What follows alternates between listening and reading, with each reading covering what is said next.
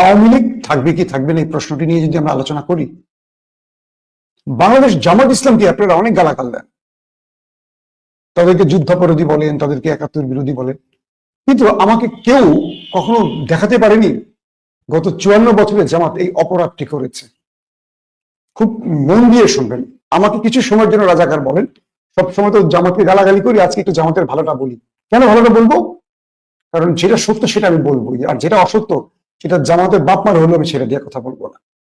গত ৫৪ বছরে জামাত ইসলামের একটি ধর্ষণের গল্প আছে, একটি চাঁদাবাজি, একটি প্রকাশ্যে কাউকে হত্যাকাণ্ড করেছে রাজনৈতিক কারণে, কোন নারীকে,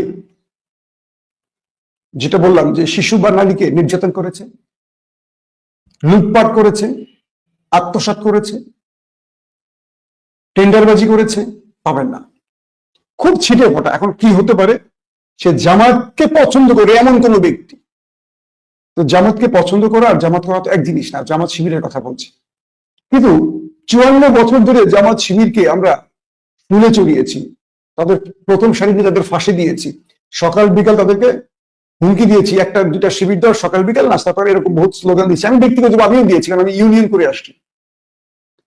এখন একটা প্রশ্ন করি, যে দলটাকে গত ৫৪ বছরে আমরা বড় ফ্রেমে কোনো অপরাধ করতে দেখিনি, কেবল ৭১-এর সমস্ত অজানা আমার অদেখা অপরাধগুলো তাদের ঘাড়ে আছে, যে অপরাধগুলো আমিও দেখিনি, আপনার বাপেও দেখেনি, আপনার দাদাও দেখেনি, কিন্তু এগুলো একটি পুঁথি, মানে কি বলবো, যে বই পুস্তকের মতো মুখস্থ। আমরা যখন ছোটবেলায় গল্প পড়ছি না, আয়া চাঁদ মামা, সবার মুখস্থ কবিতা, তারপরে বাপুরাম সাপুরে, এরকম আর। তো আমার জন্মের আগে ৭১-এ যা ঘটেছে তার বই পুস্তক বা আওয়ামী লীগ বা বিএনপির ন্যারেটিভ থেকে জেনেছি যে তারা ৭১-এ শুধু ধর্ষণ করেছে, কোন খারাপ হিসাব করছে। কিন্তু ৭২-এর পর থেকে জামাত ইসলামের সবার ওই জিনিসটা কি, ওই জিনিসটা কেটে গেছে গোড়া থেকে, কেউ আর ধর্ষণ করে না। যা তারা ৭১-ই করে ফেলছে, বুঝলেন? পাকিস্তানের হানাদারদের সাথে মিলে জামাত শিবির ওই একটা কাজই করছে, আর লুটপাট সব করছে ৭১-এ। ৭২ থেকে তাদের ওই জিনিস আর নাই, কারণ ৭২ থেকে আজ ২০২৫ পর্যন্ত তাদের বিরুদ্ধে এরকম একটা তথ্য আমরা পাই, কমুককে ধর্ষণ করছে, এটা করছে, সেটা করছে। কিন্তু আওয়ামী লীগকে আমরা জন্ম থেকে, আমার বুদ্ধি হওয়ার পর থেকে আমি আওয়ামী লীগ বলতে কাদেরকে বুঝেছি, পাড়ার সবচেয়ে গুন্ডা লোকটা, সন্ত্রাসী লোকটা, বেয়াদব লোকটা, উশৃঙ্খল লোকটা, নেশাখোর লোকটা, মানে যার জুয়ারি লোকটা। আমি কি মিথ্যা বলছি? আপনি বলেন।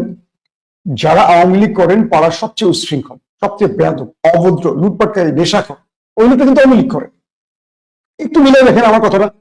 আবার আওয়ামী লীগ করেন ভালো লোক নেই তা বলছি না, আওয়ামী লীগের মধ্যেও কিছু ভালো আছে, তুলনামূলক এই ভালোকে ভালো বলা যায় না।